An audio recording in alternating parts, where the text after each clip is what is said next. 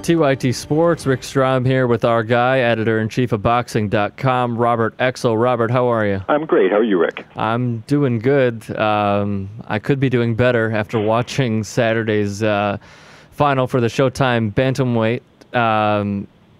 It was unbelievable, to say the least. Abner Mares came out as the winner.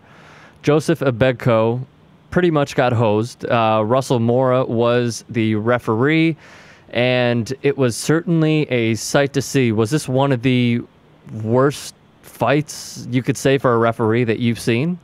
It was one of the worst cases of officiating in boxing history. There's no question about it. I don't know what he was thinking. I don't know what he was seeing, but he sure wasn't seeing the fight that I was seeing. Now, he was in perfect position for what he called a knockdown in the 10th round, which was clearly a low blow by Abner Mares. Mares is known as the guy who hits other fighters with low blows all the time. Why wasn't a warning? Well, a warning was warranted. Why wasn't a point deducted at least numerous times, and it would have changed the outcome?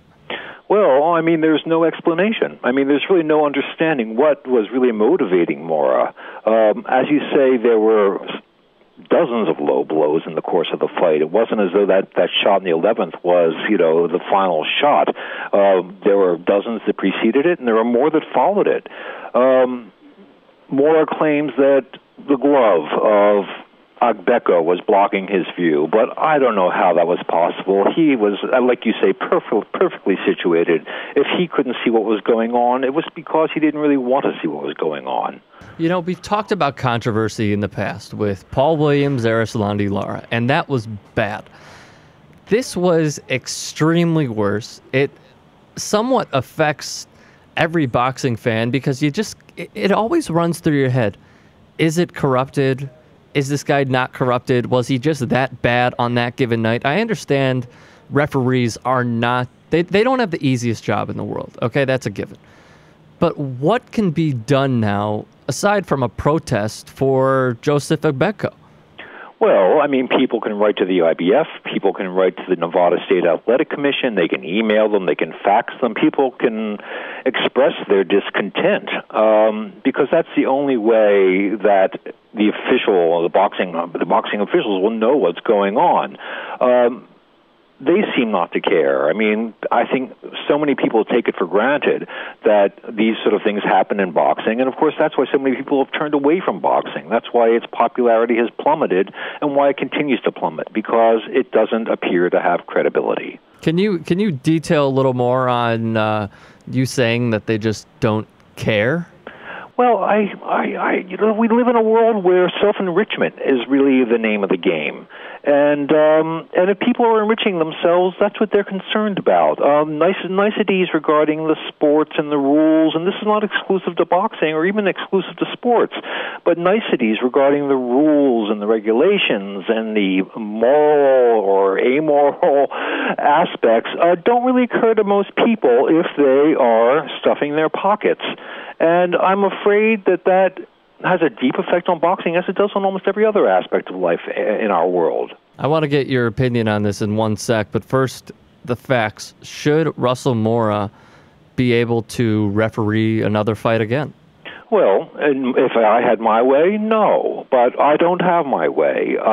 Apparently, Keith Kaiser, who's the executive director of the the Nevada State Athletic Commission, has said that he is not going to suspend Mora.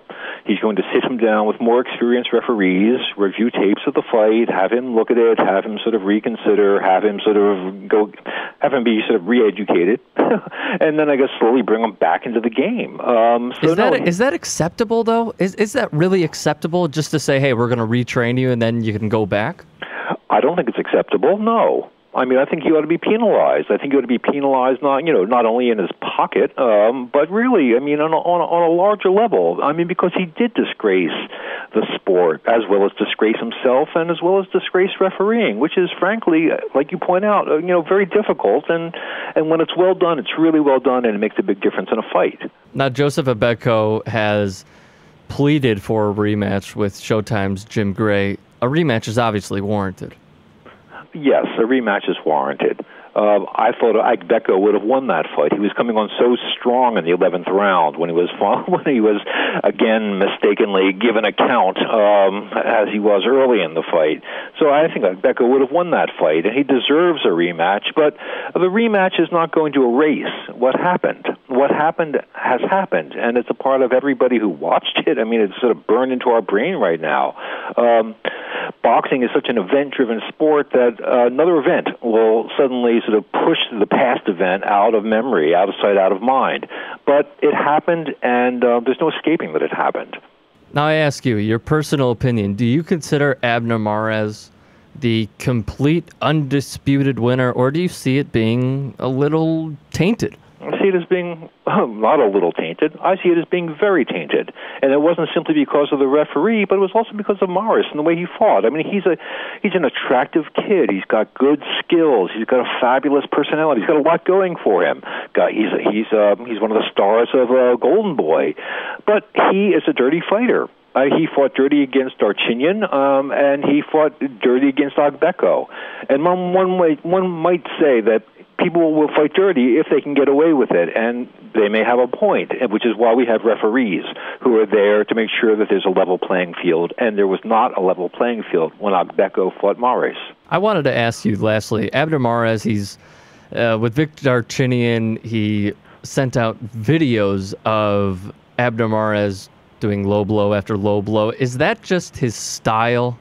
Well, I guess one could say that's sort of just his style, but that's like saying it was John Dillinger's style to rob banks. Again, there are rules and there are regulations. Just as that there are laws of the land, there are laws of the ring. And one of the laws is that you do not hit people below the belt. It not only saps their strength, it steals their legs, and it hurts like hell. And frankly, that's why it's outlawed. Robert Exel, editor-in-chief of Boxing.com. Check him out on Twitter and Facebook. Just search Boxing.com. Robert, thank you for the time. My pleasure, Rick. Talk to you soon.